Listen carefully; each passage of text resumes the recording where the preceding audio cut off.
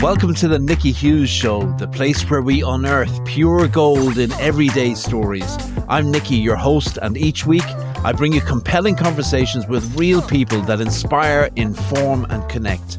Whether we're diving into the dynamic world of business with business briefs, exploring the mindset of champions with sports shorts, or celebrating the unsung heroes in local legends, this is your space for powerful, impactful stories from remarkable individuals. So grab a coffee, settle in, and let's get started.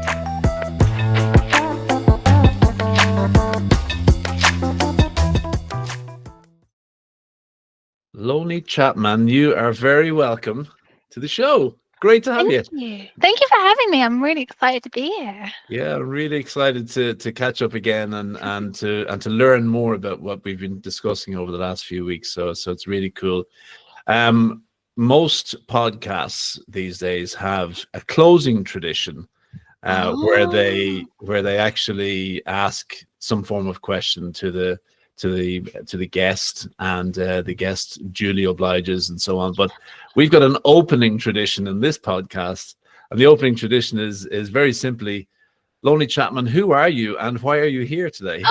Oh my goodness, who am I? So I am Lonie Chapman. I am many things, but one of the things I am is I'm a moderator for Synthesizer. And Synthesizer is a free SKOOL community on SKOOL. And it's a place where people get together, educational creators, to learn how to make money online.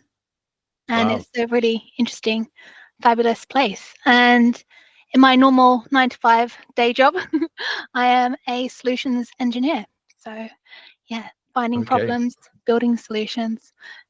Great. Well, you've trotted that out very quickly, and there's a fair chance that me and many other people listening to this haven't got a clue about any of the terminology you've used. So I think the main focus of today is to understand what exactly is SKOOL, what exactly is Synthesizer, what exactly is a solutions engineer, and help to decode all of that for a generation who isn't used to doing business online, and many other questions besides. So it's absolutely great to have you on board. And I guess I should probably set the scene and tell the folks why or how this came to be today. So we connected with each other through SKOOL.com, and I hasten to add, this is not an advert in any way for SKOOL.com. When I say SKOOL.com, I mean SKOOL.com, which is a community-based platform, and we're going to learn a lot about that in a short while. And it's a world that is completely new to me. So I grew up and lived and thrived in the corporate world, and the whole ways of doing business kind of passed me by a little bit. Doing business online kind of passed me by a little bit, and I've only started to learn about it in the last few months. So through your contributions on SKOOL and through the community called Synthesizer, it seems to me like you've really got your head around all of this, and I thought it would be a wonderful way for us to start to get you on here and to maybe decode all of the mystery that surrounds doing business online. So that's how we got to meet. And let's go back a step and just go to the solutions engineer piece as well, because part of my background is in software development as well. Yes. So I know a little bit about that, but for those who don't know what a solutions engineer is, what exactly is it? Yes, so it's similar to a solutions architect. A solutions architect helps basically plugging new technology and new solutions into businesses to help them operate more efficiently. Quite a lot more seen in big corporate, big enterprises. So having a solutions engineer to like smaller business owners or like communities in school, a lot of people don't actually know what it is, because the corporate world and like the online business world just functions so completely differently. So at the moment, I've got a foot still in corporate, and I've got a foot still in like the business, like online business, and it's so fascinating to see the differences.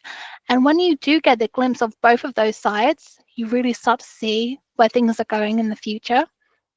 So just to go back a tiny bit on solutions engineering. So this is more of a pre-sales role. So someone comes in with a potential client, they have some problems, I speak to them, I find out where their bottlenecks are, what kind of problems they're dealing with, and then together we start to form a solution utilizing the business's products, i.e.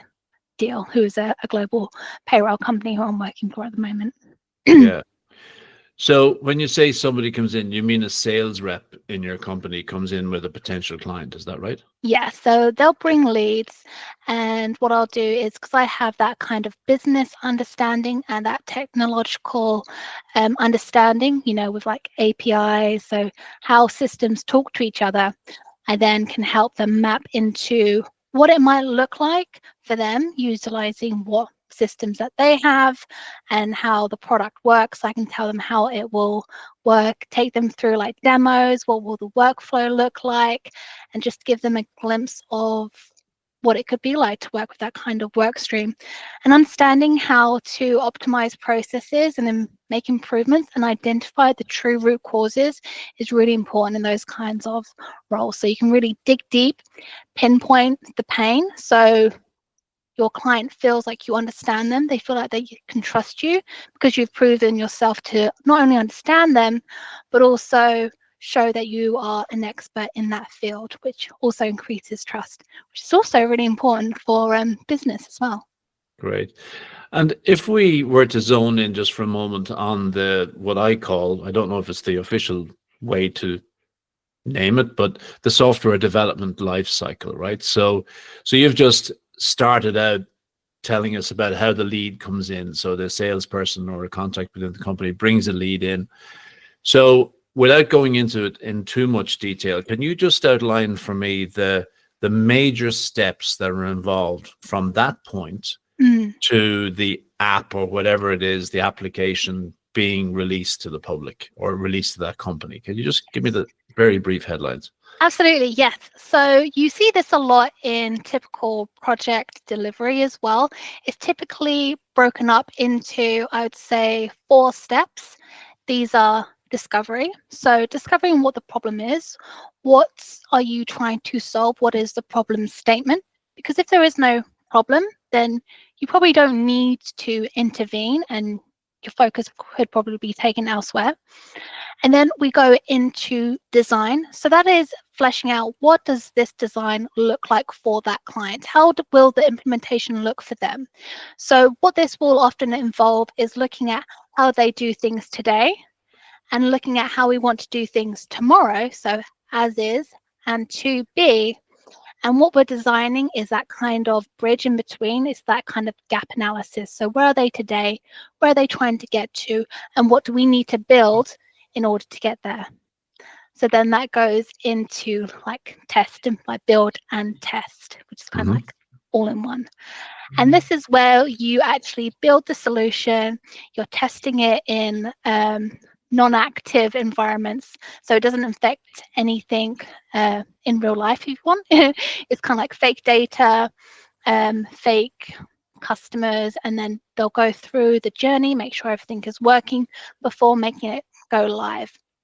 So a sandbox environment. Yeah, exactly. Yeah. And then once you've delivered that, it's also important to measure the improvements, because if you're delivering something, you want to be able to have benchmarked what it was before and then measure it afterwards so you can see the difference. So the idea is to achieve a certain outcome, i.e. 15% more efficient, or maybe for a really easy way to understand, they go from taking 15 calls a day to making 25 calls a day. That would be a distinct thing that has improved by implementing a solution. Very good. Very good.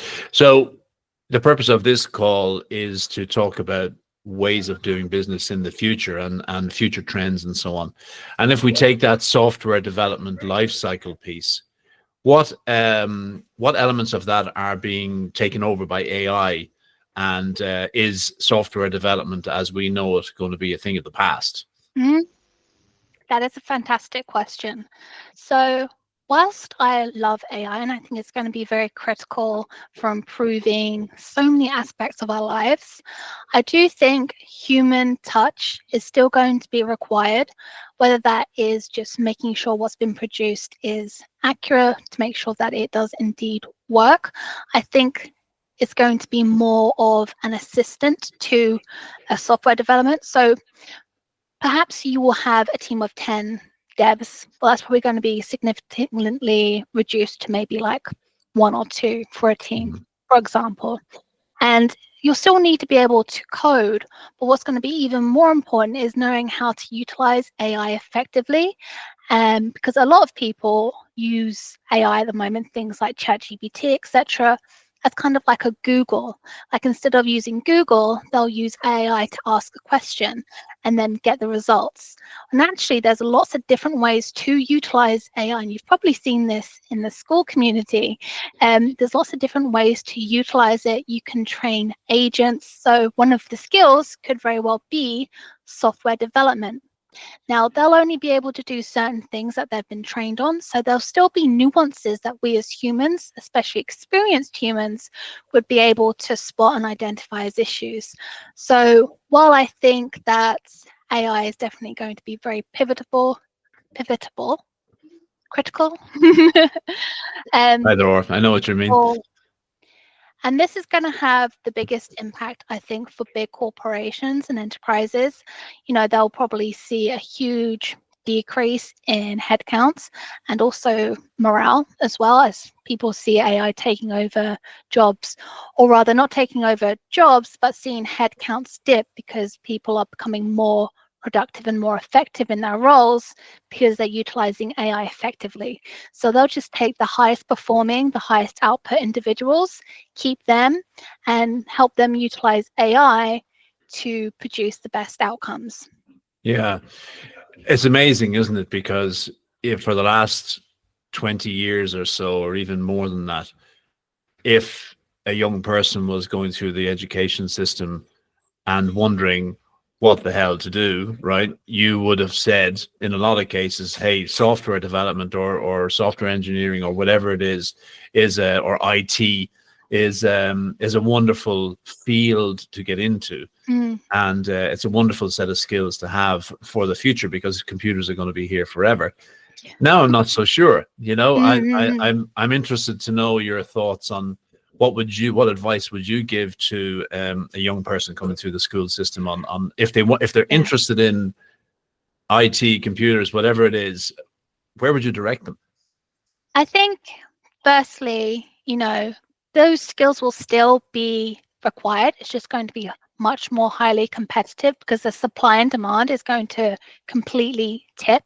So there'll be a lot of supply, i.e. a lot of people skilled in that thing, but very, very small demand. Not many people will be hiring for that in the near future. Right now, people are hiring for people to come in and train AI agents. That's only going to be a temporary thing. So I probably wouldn't recommend that.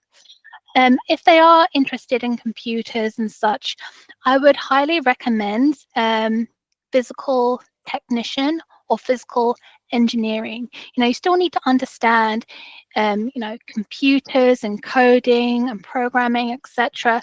But actually building something with your hands or building something with assistance is always going to be needed. I actually recommended one of my friends. He basically works in a factory as a production line agent. So basically making things are working, operating the machines to make sure that they're operating, and then calling for assistance if anything breaks. So I told him, I think this was actually 4 years ago. 4 years ago, I said this to him. And he's now almost finished his apprenticeship in being a technician, so fixing the machines. So anything where you can fix a machine, any trade like plumbing, electrician, you know, construction, I think is always going to be pretty solid. Maybe not forever, but I think there's always going to be some kind of need for some kind of trade, and also soft skills. I think soft skills are going to be even more important because in a world full of AI and robots, nothing truly hits home like a human communicating with you with empathy and understanding, and being able to negotiate with other humans, like in sales, for example. I think that's another huge opportunity. I know salesmen don't always have the best reputation, but it's actually going to be one of the most promising jobs. I mean, it's been promising for many, many years. People make lots and lots of money by understanding sales. So if I could, I would guide them towards sales. And if they're really not interested, I would guide them towards some kind of technician or engineering role. Okay, great. Was software always your thing? Did you start out doing that, or what did you start out doing, and how did you morph into the software world? And then the inevitable question: why are you why have you got one foot there now and one foot in the online community world? Oh, thank you. So I didn't actually go to university. So I started work right away, and I worked in what's it called? Travel money advisor. So I was in the Ooh. little booth and I was exchanging people's euros for little, I don't know, monies. But that was my first ever job. I think I was 18, and it was like part-time, and it was fine. And I've had a lot of jobs, Nikki. I've had a lot of jobs. Join the club. Yeah. Yeah. And then I did an apprenticeship in team leading for a utility company. I've done retail. I've done promotions. I've been that person, they make the young girls like stand in heels in a dress next to a car. I did that. It was horrible. Yeah, yeah, yeah. It paid well, but it was like, I mean, for a 19-year-old, it paid well, but it was mortifying. Character building stuff, Sorry? Lonnie. Character Yes. building. Yes. Definitely. I learned how to interact with the public, and I learned soft security from that, which is Yes. basically being a bodyguard, but in heels Yes. or a Understood. car. Understood. Yeah. Very good. So that was good fun. I've done account management. I have done internal sales. I've done governance reporting consultant, which is a posh word of saying I wrote a lot of reports for pensions. And then I discovered business analysis.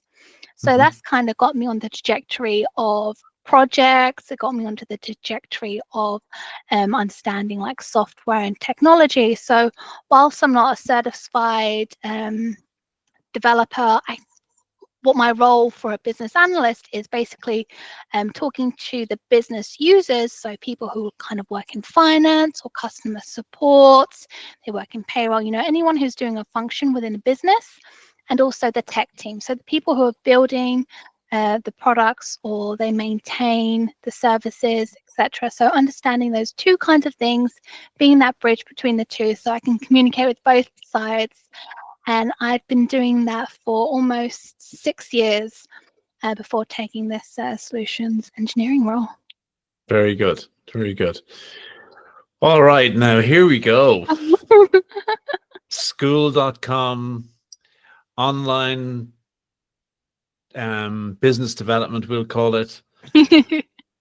You're going to have to go real slow here and take me through it one bit by one bit. So, first of all, let's start out. I'm not sure if you've listened to any of our previous podcasts here, but we interviewed a wonderful vein of young entrepreneurs, Irish and English primarily, and these are all folks that are making their living online, doing whatever it is. So they're email marketing, their lead generation, they're assisting companies with marketing services and so on. And having spent so many years closeted away in a nice corporate office, I never even knew this stuff existed. I honestly didn't. So it's been hugely educational for me to learn all this stuff.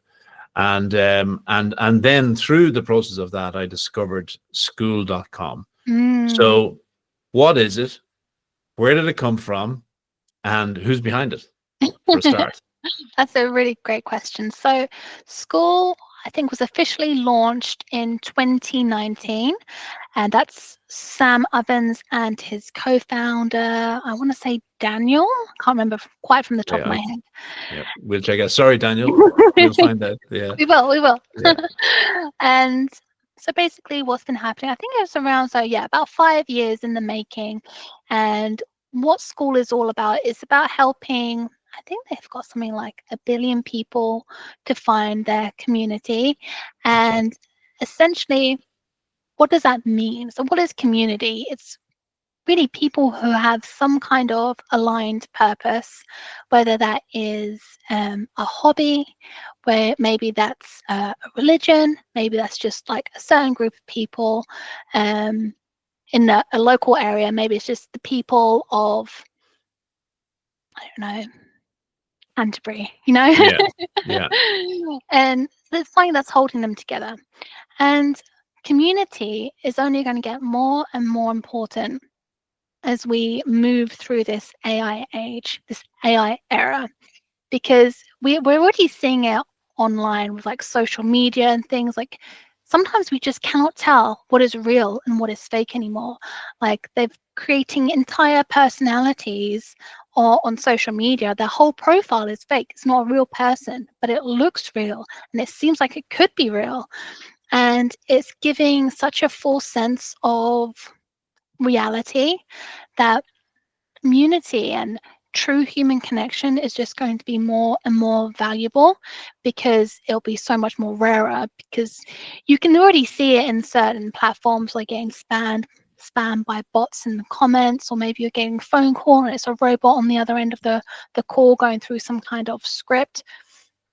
So that's why human connection is going to be even more important. And another reason is we've got this loneliness pandemic, especially with young men. And this is a huge, I mean, there's a lot of young men in SKOOL, especially Synthesizer. And, you know, that might be some of their only best friends online, you know, like true human connection where they can be vulnerable and share their problems and what they're going through. So, yeah, it's a really Mhm. important piece, community. Can I ask you about the flip side of that? So here's how I kind of pieced it together in my head, and I could be Mm. completely wrong, right? But if we look at free online community, because the community movement is becoming a lot stronger now, as you've Mm-hmm. said. Is that in direct comparison to what the internet was before this? Was the internet very much a one-on-one kind of relationship? So if I had a presence online, it was me and the internet, whereas now I'm able to join a community. So is that what I'm trying to ask is community the way that the internet is going in the future? I would say it's recessing back to community. So if you think about it, when the internet first came out, well, like not first came out, but you know, when it was still like the beep boop boop boop boop boop, when you like had to dial on the internet, well, there were like chat rooms and forums where people would chat. Like, and they would just talk about things, whatever they wanted. They shared their thoughts and shared their ideas, and that was a community. And slowly we kind of drifted away from that. And, you know, more polarizing people came into view, like Instagram influencers, and it just became no longer community, but just people looking at other people. And that's where that kind of one-on-one, I think, that you're talking Okay. about kind of Yeah. come into it. And now we're seeing like another resurgence of community. And the reason why I think it's made a resurgence is because like the really, really smart people in the business world have realized that community is going to be so integral for businesses going forward, in terms of nurturing a community with your product or service is going to be much more important than having a big brand like, I don't know, like McDonald's or something. And I think it was like Mr. Beast, or like they've got Mr. Beast burgers or something. And it's like those are the kind of companies that are going to surge, while big, big corporate companies that are like soulless are going to slowly, slowly die. Yeah. Well, is community another phrase for your ideal customer profile or your target market, or is it completely different to that? I think, well, community can really be so many different things to different people. So you might want a community around your product or service, or, and this is where like SKOOL really comes in, is like you can make money by raising a community around something that you're really passionate about, and therefore make money by doing something that means something to you, and it's not a soulless 9 to 5 job because it's something that you really care about and other people also really care about, and then you're helping each other, having that you teach them about the hobby, or you provide a place for them to talk about their hobby that they can't find nearby. It's much easier, much more accessible to kind of log on to a computer, log on to the SKOOL community, look through the feed, look through the classroom, join calls, chat, whatever it may be. Sorry, Yeah, I went off topic there a tiny bit. yeah, no, but no, I get it. So what you're saying is that, let's say I've got a job in an office, right? And I go and do my job. Let's say it's a sales job, for example, right? And I like it. I'm enjoying it, but it's not my heart's desire, right? Mm, My heart's desire is coaching the football team on a Tuesday night, or it might be my interest in vases or a sword making or something like that. So what you're saying is that SKOOL, and I'm sure it's not the only community-based platform, but we'll use SKOOL as this example. You can go on there, you can find your niche, you can find your hobby, you can find your area of interest, and all of a sudden you get to communicate with like-minded people in mm. an online setting. Yeah, exactly. And if you so desired, you could be like, actually, I'm going to try and make money with this instead. So you may have been doing sword making for, I don't know, 20 years, and you have a lot to teach other people. You could open a community, get like-minded people who care about sword making, and then show them like, this is what I've learned through 20 years of this kind of experience. And then you find out what kind of problems they're struggling with, because it's a community. You can literally just go and ask them, and then you can refine your product or service based on their feedback. So if you kind of relate this back to that software development cycle, it's a very, very long cycle, and it takes quite a while to accumulate customer feedback to then loop it back into production or making those improvements. Whereas this, where it's much smaller teams, you can actually be much more responsive to your customer base, i.e. your community, because you're right there, you're like right at the front of finding everything out. And SKOOL is a really good example of this, because Sam Ovens is incredibly active on SKOOL and with his community. He's always listening. He reads every single thread. He looks at almost every single comment. He spends hours a day just reading about what people are saying about his product. So then when his development cycle comes around, he's implementing directly, quickly, on where his focus and his team's focus needs to be in order to iterate that product. I'm not Wow. sure if I answered your question there. Yeah, no, you absolutely did. So just looking at I don't want to call it the competitive set, because that's all a bit nonsense talk, but the other communities that are out there in the world doing the same type of thing, who would I know? Would I recognize any of them? Or are you familiar with any of them? I can't think of like super. Oh, actually, there was one. Who was it? There's this founder gentleman, and you are seeing like more celebrities doing this. So I say celebrities, people in the business space. So we have people like Russell Brunson, so the Okay. funnels master man. Okay. He's on SKOOL. We have Tom Bellew. He's like Oh yeah. like a character who's all about founders and how to build up your business from like nothing and get financial freedom. I think there was also, was it Usher? Maybe it wasn't Usher. Okay. So they have communities on SKOOL. Yeah, and Right. you're seeing it more and more. So it's like you probably see like athletes on here. You'll see some actors on here. I know we've got one of the actors on, I think he was in like Stranger Things.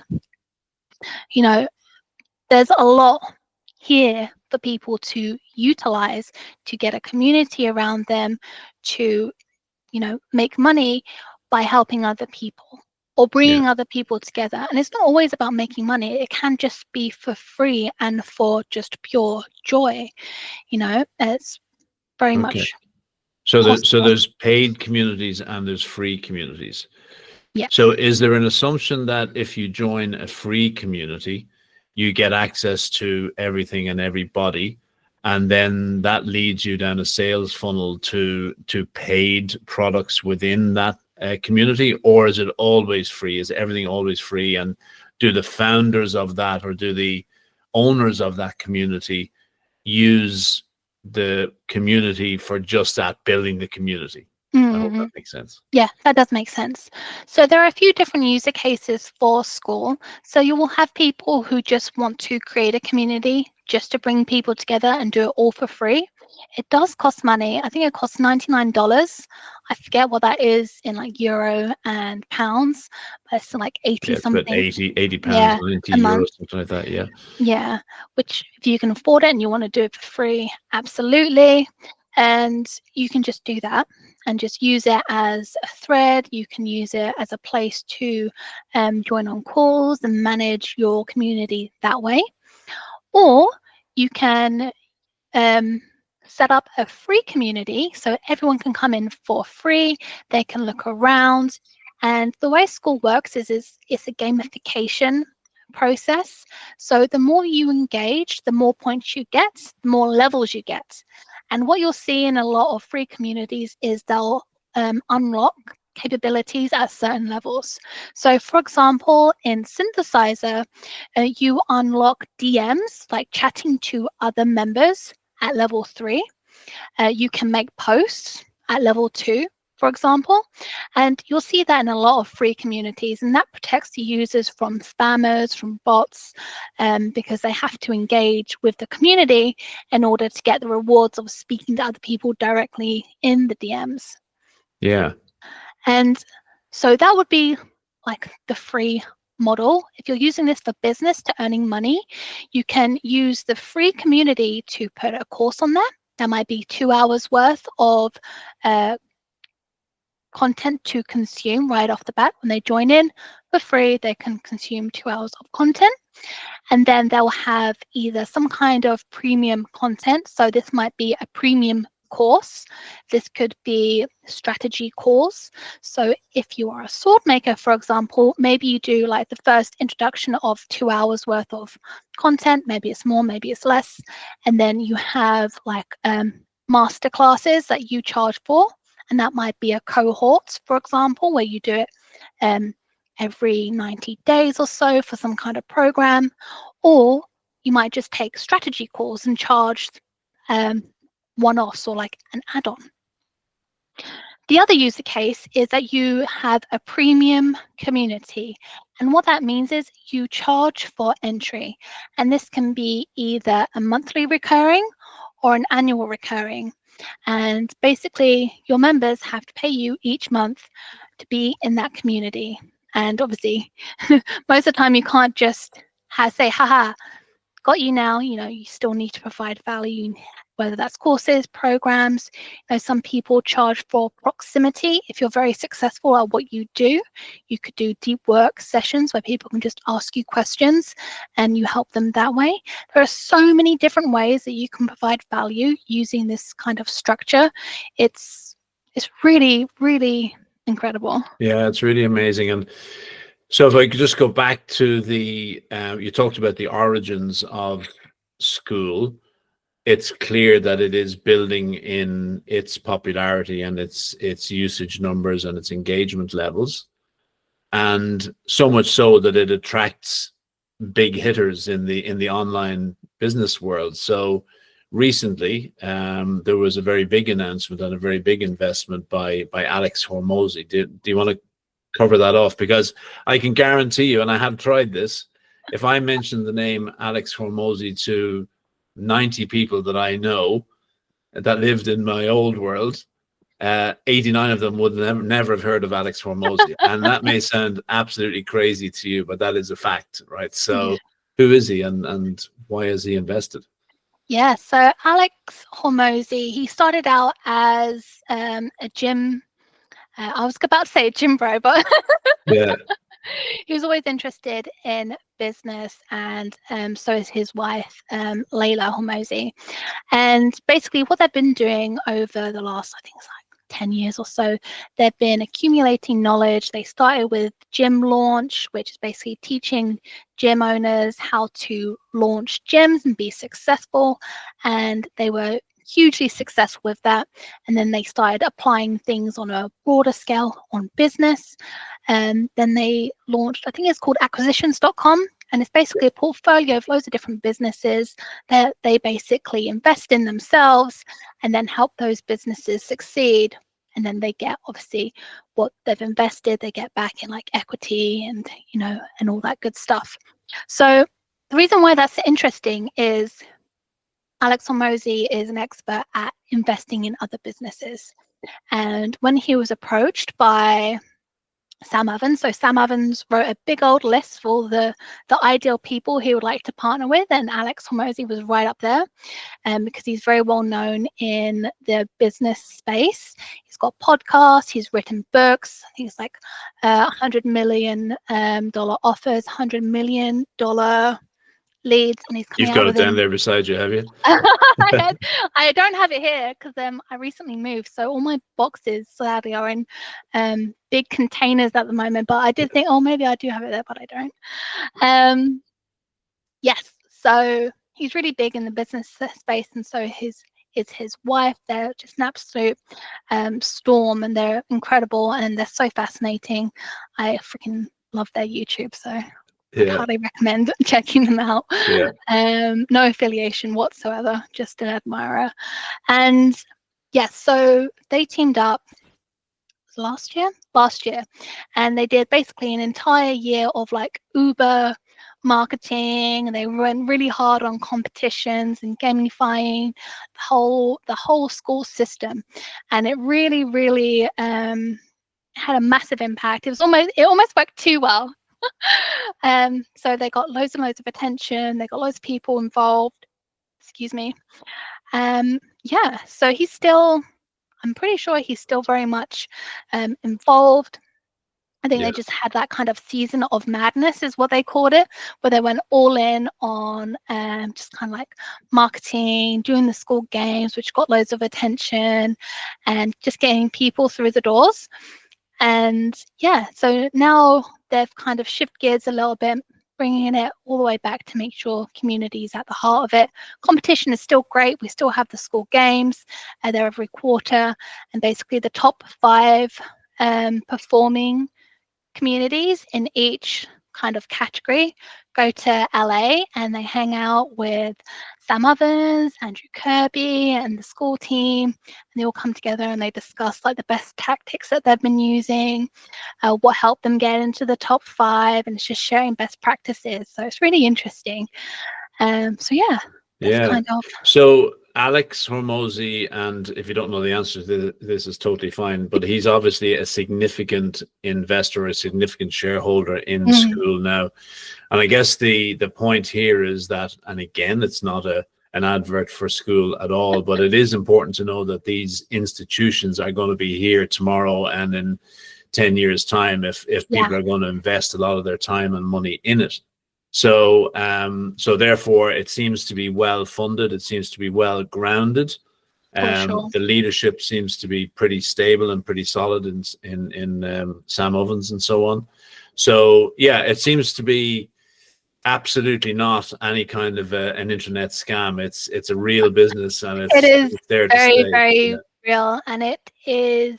And getting involved, like now, it's still early days, and when you look at like technology or products, or when a big change is happening, you have those early adopters, and then you've got the people who are just before that, and then you get the peak of how that product or technique or service and then it kind of goes down again. And we're still very, very early days in this space, which is really exciting because it's like paving the way for other communities to succeed and finding a new way of doing business. I mean, it's new and it isn't new. It's not recreating the wheel per se, and that kind of links to a post Kirby did earlier.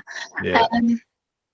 But it's just utilizing things in a different way, and it's refining a product that truly allows you to operate business online, because it's just got so much in one like tidy package. You can do your payments on there, you have all your community in there, you can organize calls in there, you just like add in the Google link. They've got loads of things on their roadmap to improve that as well. So like native Loom, I think is going to be and that they were talking about that a few weeks ago. So there's a lot going on to really make this a product where you only really need one platform. You don't need to have lots of different technologies or, you know, lots of different subscriptions in order to do business online. It's just really simplified the whole business process in one platform, which I think is incredible. Yeah. Well, when I heard about it first, I do a little bit of work with a very good friend of mine called John Mannion. And John was saying to me in the early part of this year, he said, okay, so you want to build out your online profile, you want to start building your personal brand. You need to start doing something on TikTok, you need to start doing something on LinkedIn, you need to start doing something on Instagram, you need to start doing something on SKOOL. And at that point, I just went, hold on, what is SKOOL? And so, long story short, I got involved. I went on, I logged into SKOOL, and I was on there looking around for a few weeks, just trying to learn what it was all about and to try and understand how it could be of value to me. And I concluded after that couple of weeks that I didn't have a clue how to make it work, or to how I should be approaching it. I knew there was something telling me that I knew that it was the start of a movement of some sort, but I didn't understand any more about it than that. So I kind of gave up for a few days, and then I went back to it. I said, oh, hold on, I need to learn more. So what I really needed was somebody to hold my hand and to say, right, if you want to do something, this is how you do it on SKOOL, right? This is how you get set up. And I looked around for a few days, and I actually said, well, why don't I look in SKOOL for somebody to help me?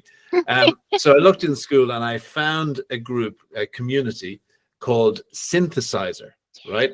Now, when you read that name first, you go, okay, is it something to do with music? Is it something to do with whatever? And I thought it was interesting, and I got to learn it, and that's obviously how we got to connect.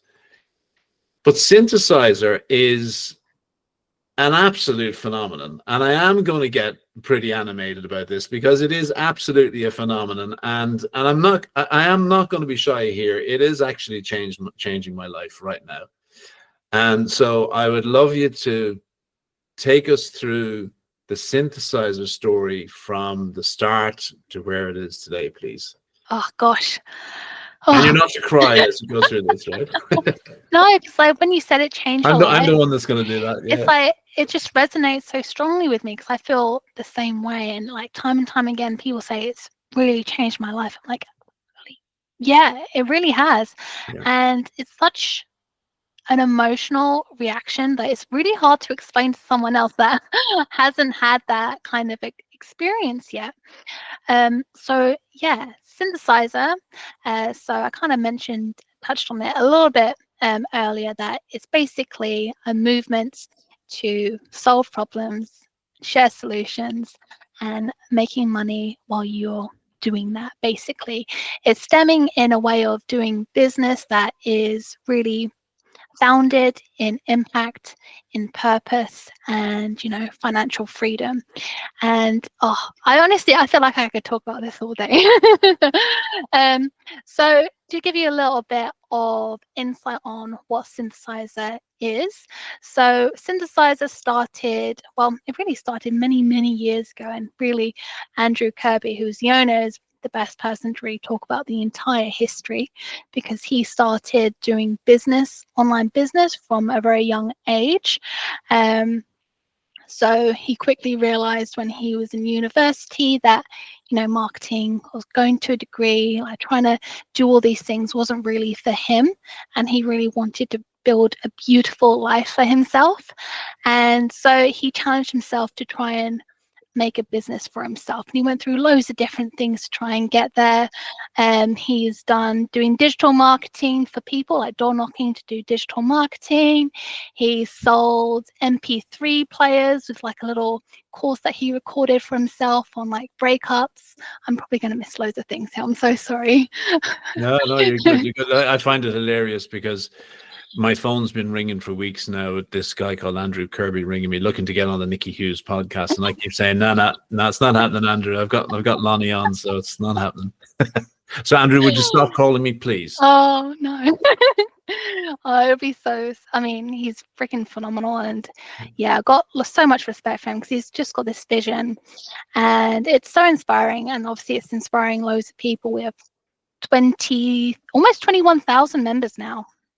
It's really exploded. We just had our 20,000 member celebration, which was really great. And they also launched their scaling system, which is sorry crazy. to cut across you there, Lonie, but that's okay. So let me see if I can get this in my head. So SKOOL itself started, say, 6 years ago, right? Something like that, 5 or 6 years ago.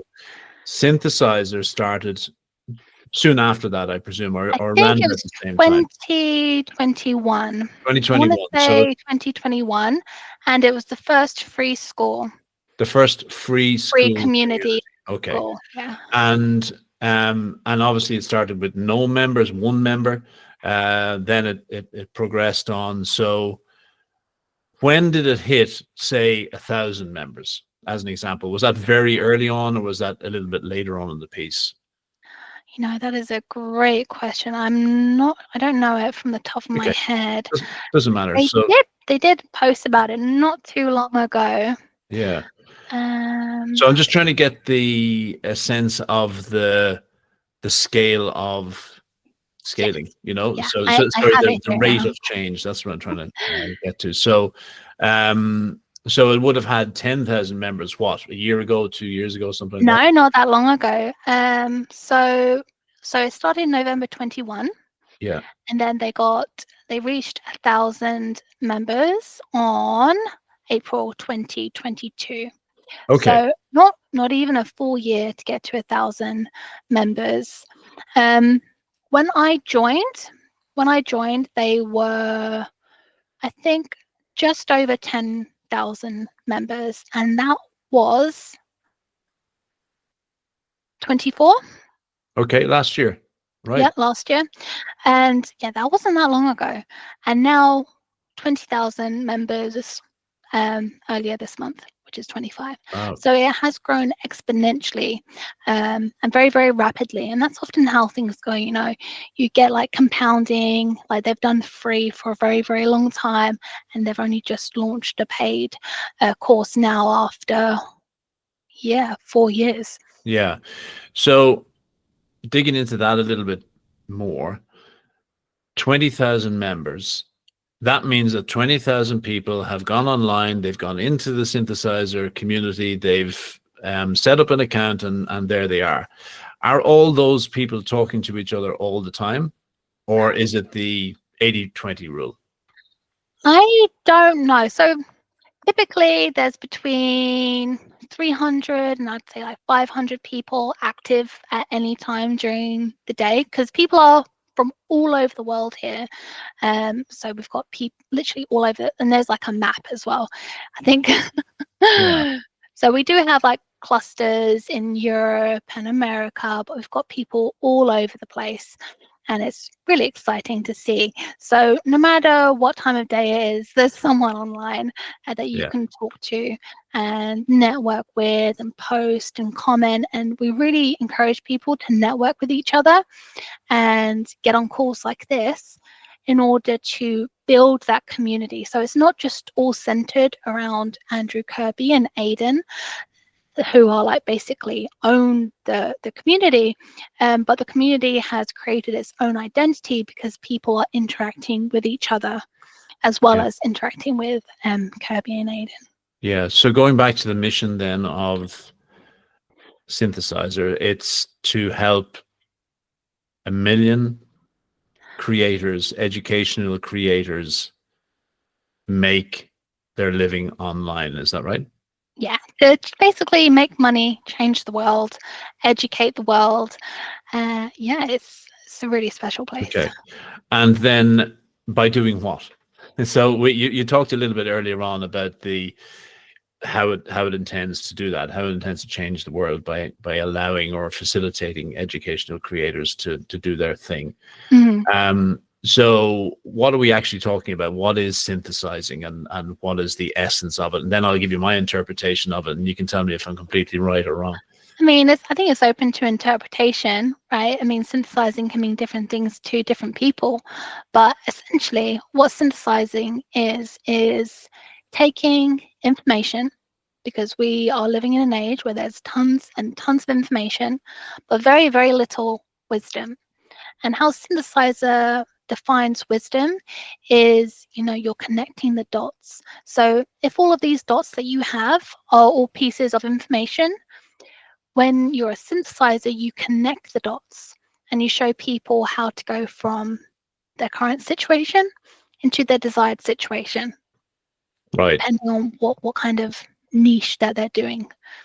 Yeah. So I often think about the classic definition of a synthesizer in the music world is that when you've got a whole lot of inputs coming in from different Mhm. sound sources, the machine, the synthesizer, brings all those sources together and then produces a very simple, clear output, like a single Mhm. form output. And that's how I kind of see it in our synthesizer world. Yeah. You get a lot of inputs throughout your life. You experience a lot of things, good and bad. You go down the hard road of learning lots and lots of things. You take the long way to do it. And you take all of that learning and you bring it back, you synthesize it into something really, really sharp and concise and easily digested, Yeah. and Value you dense. give that value to somebody else, right? And Yeah. that's the essence of synthesizing in my head, Yes. at least. Yeah. I love that. That's beautifully put. Okay. Wow. I got something right today. That's good. Okay.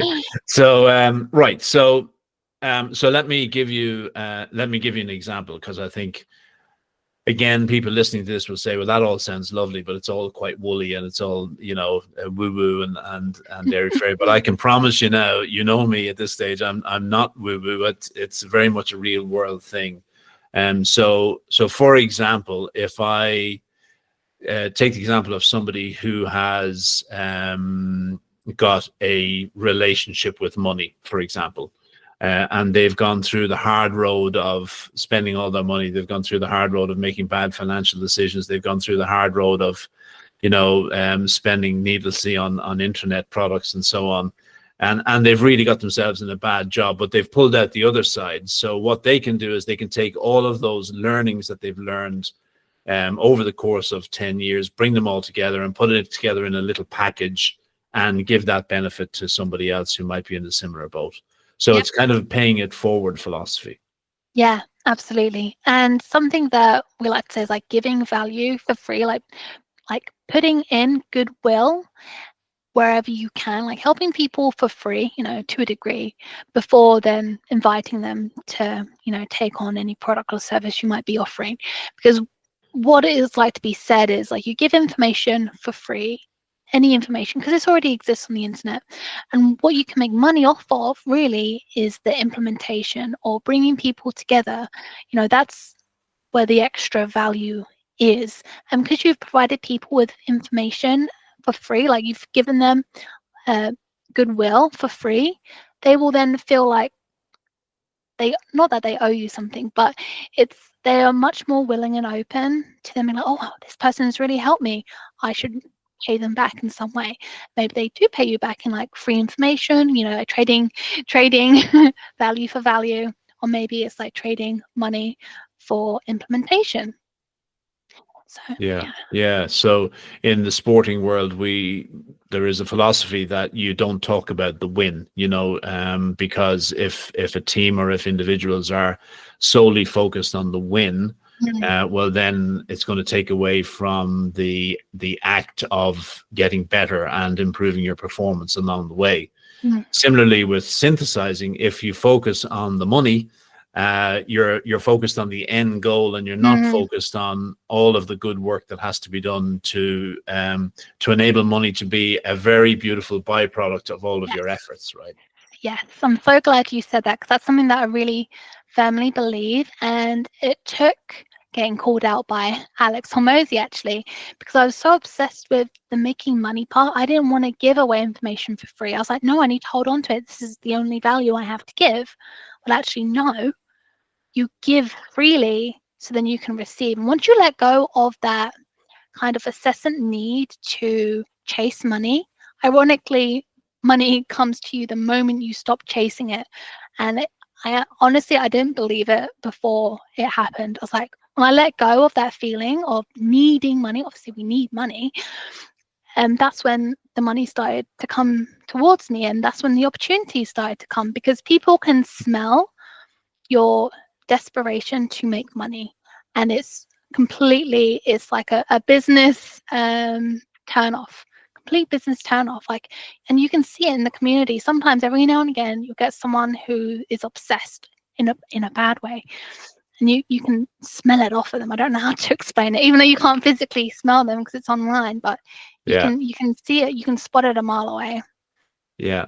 Yeah. Somebody was telling me a short time ago that 80% of the communication that we have with other people is non-verbal. So it's everything else apart from the verbal bit. So I can understand why that might be the case.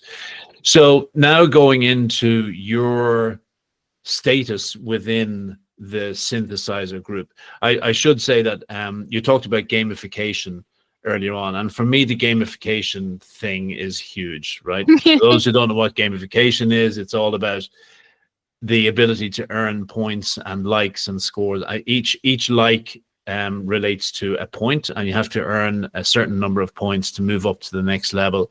There are 9 levels altogether, one being the starter. And I remember being struck by this because I remember being highly indignant with this gamification because oh God, I was annoyed, right? Because there's 8 different levels or 9 different levels, right?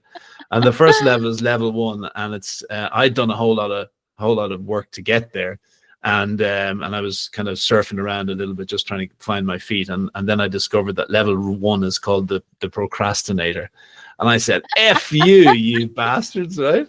How dare you? I'm trying my best here, and you're calling me a procrastinator. And then level 2 is newbie, Yeah, and level 3 is the dabbler, yeah, and level 4 is, I can't remember what level 4 is. doer. Level 4 is focused, isn't it? And Uh, level 4 is doer. Level 5 is doer, focus. yeah. Then level 5 is focused, and I'm Yeah, currently at a level 5, and amazing. I'm trying to get higher there. So what Me too. level are you at, Good. and what extra responsibilities does that bring you? All right. Yes. So I am level 7. Um, Ooh, everybody. ooh. Ooh, yeah. So not quite level 8, and there's 1, 2, 3 other people who are at level 8. So I got my work cut out for me. Um, So there are 3 people at level 8. yes. And Yeah. who's at level 9 then?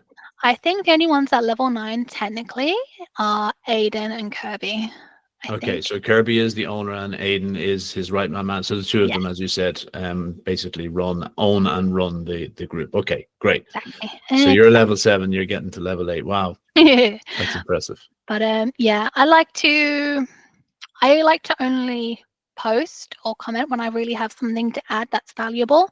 And so it's taken me a little bit longer than it might have, but I feel really strongly about providing quality into the community because it's such a high quality environment. There are so many amazing individuals. I feel like it would be a disservice unless it's like I'm encouraging one of my friends, be like, yeah, go get it, or yeah, let's go. You know, um, I like to only comment when I have something really important to say, which isn't always very often. But I think that's really the backbone of the community, is adding value to other people, freely. So a little bit more about what I do. So I am one of 4 moderators, and what I do essentially is to help keep bots at bay, ban anyone who's misbehaving, help guide other members on how to utilize the community correctly. Well, not that there's a correct way, but there's definitely a more optimal way. Helping people out where I can, and yeah, letting Aiden and Kirby know where I spot like little trends or the same questions coming up, or those kinds of things. Yeah. So let's unpick a few of those then. Bots. Now, I do know what a bot is, and I have had some interaction with bots in the past, making them and understanding what they do. In this case, why on earth would a bot want to get involved in a community? And who is behind it? And what are the potential dangers for the community in having a bot involved? Yeah, very good questions. So essentially bots come in and some of them are disruptors. They will spam in the threads just to be mischievous and malicious. For what reasons, I'm not entirely sure. But others will interact with each other to get loads of likes so they can get to level 3 and then DM members. And when they DM, they are DMing marketing or advertising, or maybe they're trying to scam someone into clicking on a link or sending them money, and the reason why they are interested in this space is because it is a new territory. Wherever there is new technology, there is someone else trying to exploit it or hack into it or make money by ill means. And this is essentially what that is. Now, SKOOL has provided ways for us to combat this as quickly as possible. You can have member requests, so people ask to join your community. You don't have to have it open. You can put your doors on, you can put your locks on, you can ask people questions to answer. You can check out their profiles on what is a good profile, what is a bad profile. For example, you can see where images are AI generated, or they have like 2 first names, but as their first and second name, it's like George, John, for example. Yeah. They'll have very poor bios or very empty bios, and they'll be from, you can see often at the moment what I'm seeing a lot of bots from Lagos, but a lot of the time they'll also have a differentiation between where they say they're from and where they're actually from, if you check the chat. So there's a few different ways to spot them. Yeah, so I had a conversation with somebody the other night, and in the bio it said Lagos, Nigeria, and then I was speaking, and I said, where are you based? And they said the United States. So what was going on there? Was that a bot? Yeah. You Yeah. are joking me. Yep. I was becoming friendly with a bot. Yeah. So often it's unfortunate, but either they are bots or they're real people trying to scam you. So if it isn't a bot, it is a scammer in those kinds of situations. Okay, right. So what else did you say the role of the moderator is? Just remind me, I didn't write it down. So that's okay. Oh yeah, you're gonna kick people out for unsavory behavior, right? Yeah. So sometimes we get reports in, so there'll be comments that someone's reported, whether they are low engagement, whether they're been lecturing. Like the whole idea of the community is to share lessons and not lecture other people. We want to help each other, but we don't want to, no one wants to be lectured, and that's one of the values of the community. No self-promoting and no self-positioning, and obviously any bullying behavior, harassing behavior, any kind of bullying or any kind of discriminatory behavior is also unacceptable. So yeah, I've hit the ban hammer on many a foe. Oh wow, okay. Because when there's somewhere that is successful, it attracts a lot of high quality people, there's always going to be the opposite that's attracted to. People trying to drag them down. Yeah. Yeah. Yeah, and trying to take advantage of people. It will happen no matter where you are. And obviously, prevention is the best way, but we have the doors open for Synthesizer because obviously we want to reach as many people as possible. And we don't want to, you know, exclude anyone if they want to learn. So although it's more work for moderation, like moderators, that's why we have 4, we can stay on top of it. Yeah. In the early days of my synthesizer journey, I had, and I still have, a million questions, but a lot of them have been answered by the likes of you and other people within the community. Some of the big questions I have were, how do I write a post? When do I write a post? Should I write a post? Should I do this, that, and the other? And I was directed, in answer to a lot of these questions, to what we call the Synthesizer roadmap, which is an unbelievable step-by-step guide in how to become successful within the SKOOL community, but also doing business online. So could you step us through the Synthesizer roadmap, why it's there, what its purpose is, and obviously it's a free resource as well. Yeah. So it's a completely free resource, and this is like the amalgamation of Kirby and Aidan's experiences. So this is basically taking us from zero. We don't know anything that we're doing to getting started. So this is everything that you need to get started making money online, doing what you love. So we have, in this section, there are 4 phases. So we have the orient phase, which is all about getting started, getting tuned of what it means to be a synthesizer, kind of like establishing those foundations to help you kind of get started. And it also helps you discover, your success equation, which is kind of like, if anyone's familiar with Japanese philosophy, ikigai, it's kind of bringing all together, like the things that you're passionate about, the things that you're good at, the things that the world needs, and what you can get paid for, and all of that kind of comes together to be your like kind of sphere of influence, sphere of genius, but it's like your success equation. So it helps you discover what that is in that first area to get yourself in the broad direction. You don't need to niche down immediately. It's just having areas of knowledge that you want to explore, that you have expertise in, that you can consume with intention.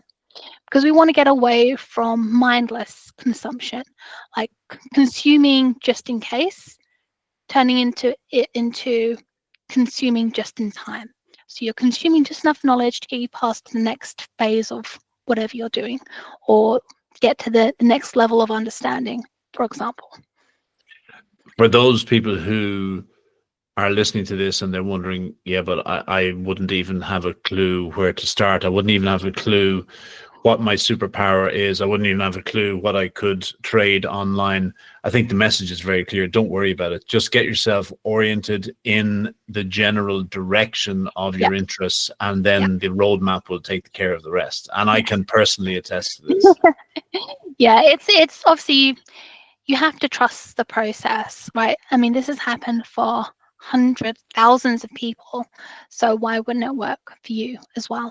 And something that I also like to say, and I can't remember if Kirby says this himself, but if you're really, really, really struggling, something that you can do is think to, okay, what was I like 5 years ago? What was I like 10 years ago? What was I like 20 years ago?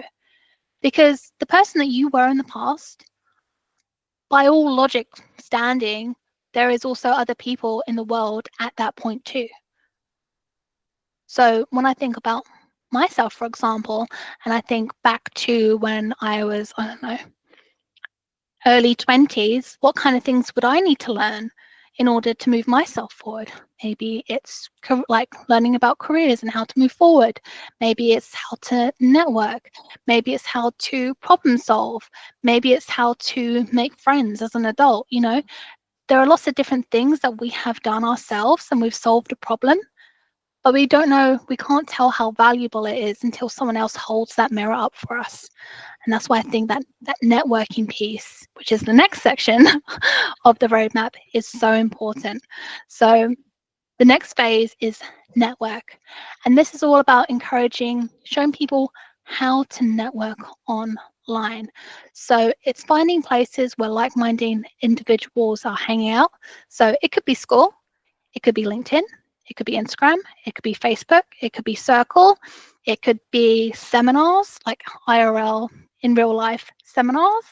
It could be your business, like your place of work, where you can like comment on something. You can make comments on posts. You can find a way to DM them. So this is where the online thing comes into play, is that you should be able to comment on something that they've posted or written. You should be able to DM them, like inbox, and then you should be able to convert that into some kind of networking call, like, you know, like we're doing here. That's how we spoke to each other. You saw a post, you saw my post, you commented on my post, you DM'd me, and then you got me on the call. That's the entire network framework. So And it now we're doesn't here. matter. It doesn't matter what platform you're using. That's the same framework. Yeah, exactly. Well, I mean, the only one that it doesn't work as well on is YouTube, because there's no DM on YouTube. you can't But comment. Yeah. you can look at people's profiles. You can see if they've got any other links, like Instagram, X, LinkedIn, Facebook. Oh, gosh, I think they're the main ones. There's probably a few others as well, but Yeah. Yeah. that's Okay. the main concept. And that's just getting used to networking and just getting comfortable getting on calls with people you don't know, but you have something in common already, because you've already bonded in the comments and a chat. You've resonated with someone somehow because of something that they wrote and put out on the internet. And isn't it amazing? We were talking about that non-verbal communication and picking up on signals. If you're listening to a what we call a loom on Synthesizer, or listening to a post from somebody who's recorded it at home or whatever it is, or if you're reading a post that they've written themselves, you can pick up on so many things, like the values set, and you know, the mood that the person is in, and the ambition that the person has got. You can really read a huge amount into it. So people might say, yeah, but how do you actually form a relationship through something like Synthesizer or SKOOL? And that's how it's done, and it's really authentic, and it's really Yeah. cool as well, you know.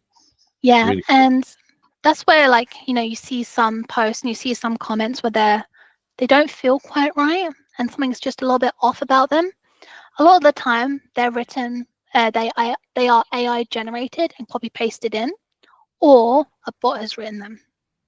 Right. But that's why when you're talking about like those kinds of non-verbal hints, like that's when you can really tell when something has been written with a genuine heart. They haven't, like, obviously we use things like Grammarly and spell check and, you know, things like that to help us write a little bit better, or in a way that's easier to understand.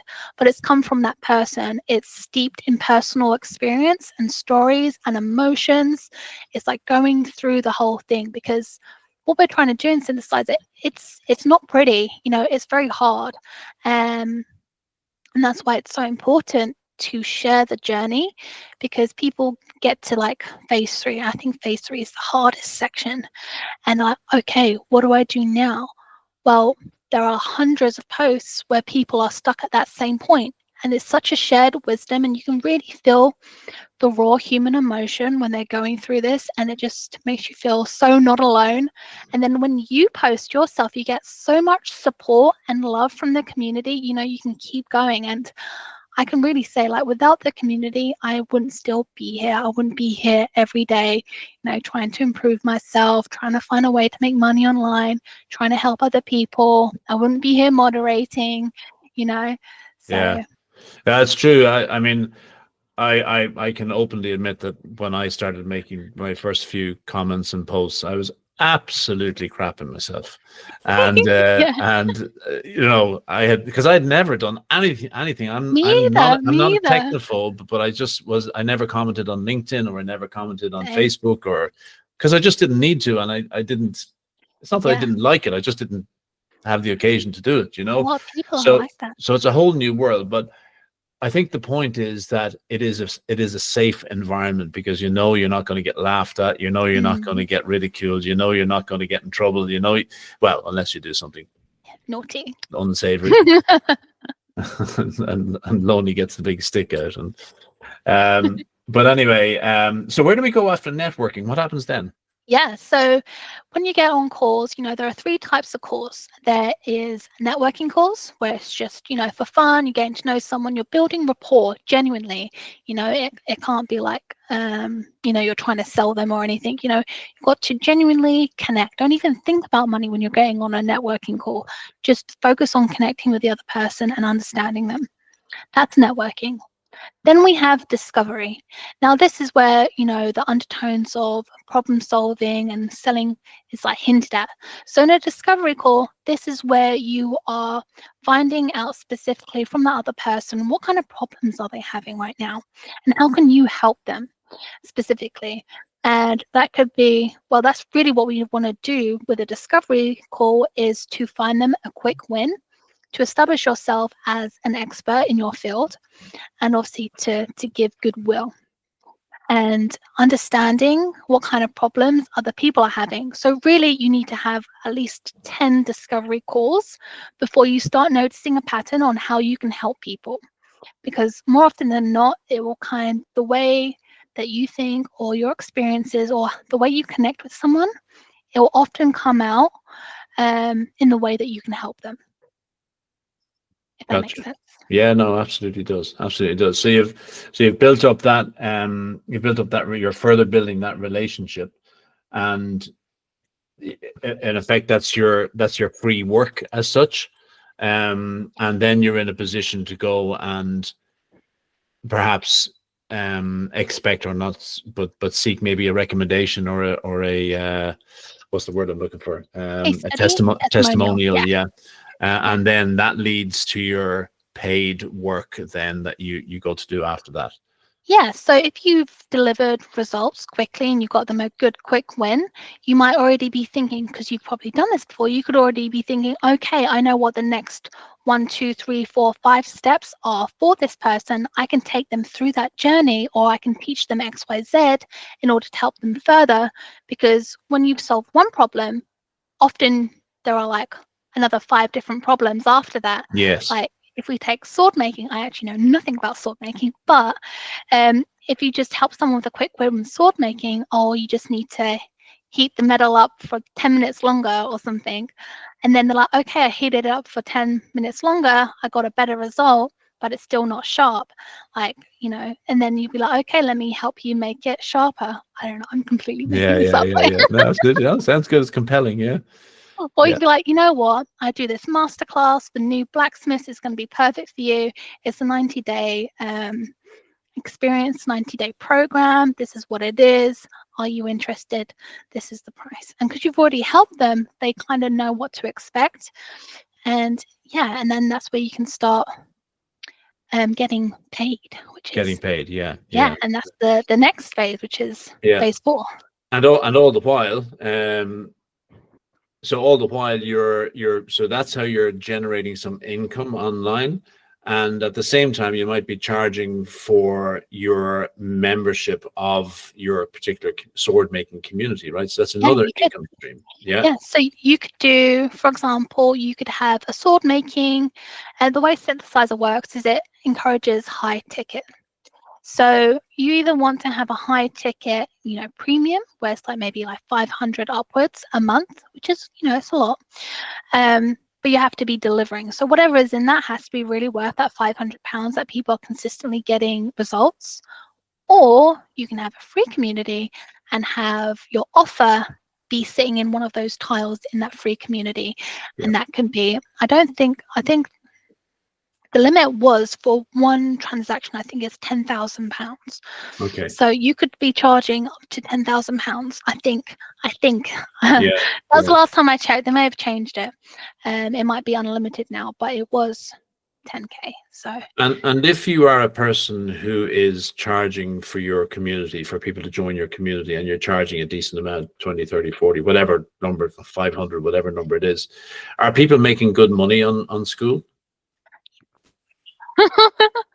there's a lot of people making a silly amount of money on SKOOL, and they've really set up. It's usually information businesses where they're teaching people how to make money, because I think there's like 3 or 4 areas where people will spend big money on to improve themselves. One is physical pain, like to relieve themselves of physical pain. One is relationships, like love and relationships. One is how to make more money.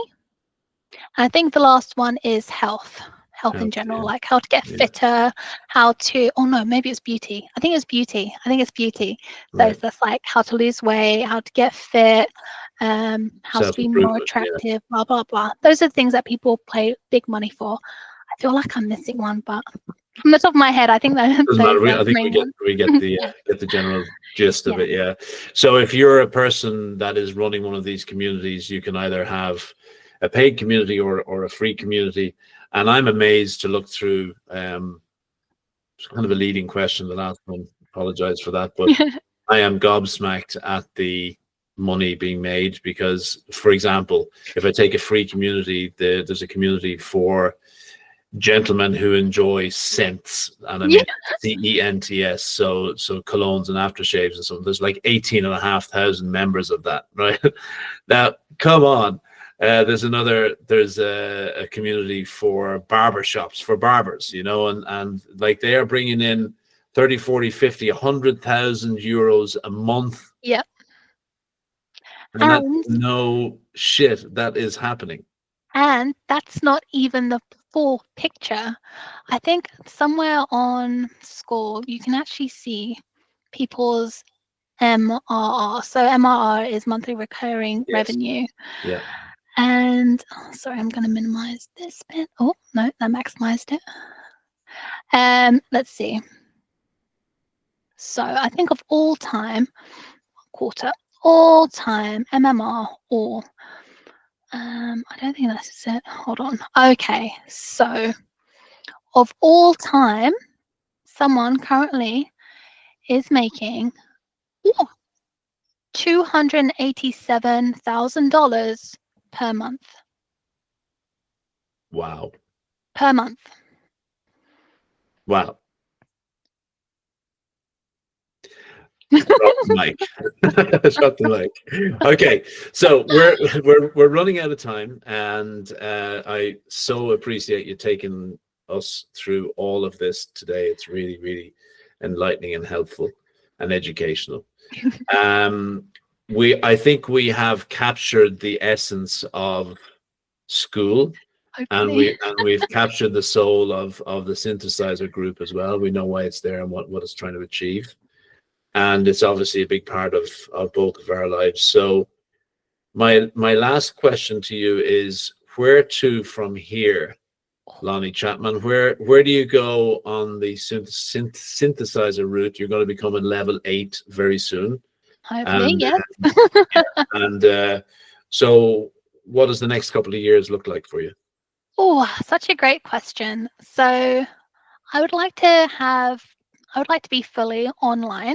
So not having that kind of 9 to 5. I would love to be 100% online business, making money, and working from wherever I want in the world will be great.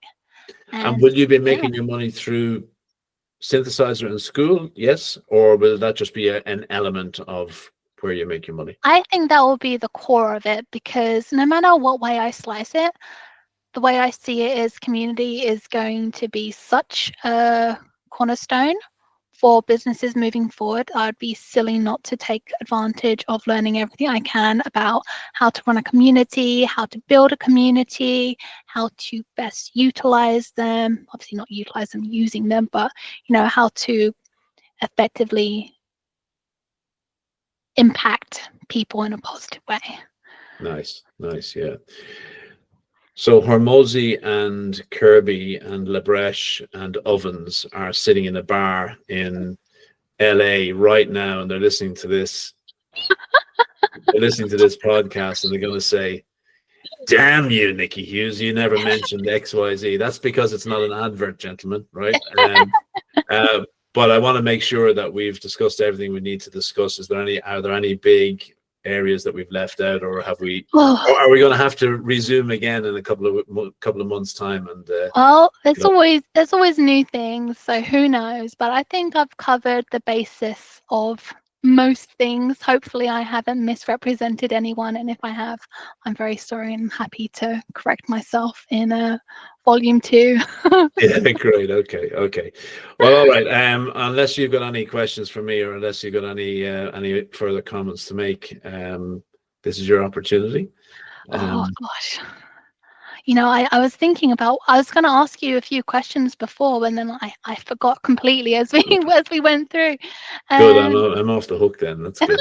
Yeah. if I think of one, I'll DM you on DM me. Yeah. SKOOL. Okay. Be like, hey. Yeah. Well, look, Lonnie, thank you. Thanks very No, thank much. you for We'll inviting chat me. again in the future, but I really Sure. enjoyed that, and it was a lot of fun. As I say, learning, being educated, and the reason that I asked you, as you know, the reason that I asked you is that you have a fantastic air of credibility about you. Your posts and your comments are always well thought out. They're very, very thoughtful Thank you. and very, very authentic. And I think that that's very much in tune with what we're trying to do here on the show. So great fit and great conversation. And thank you. And we'll Thank see you again you. soon. I had such a good time. Thank you so much for having me. You're welcome. See ya. Bye-bye.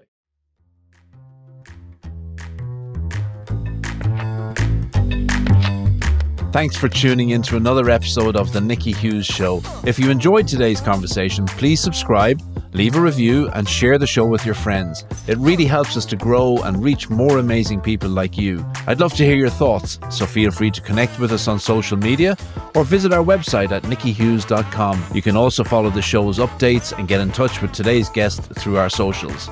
Make sure to join us next week, where we'll be getting to know another legend from the world of business. Until then, stay curious, stay inspired, and keep uncovering the gold in everyday stories.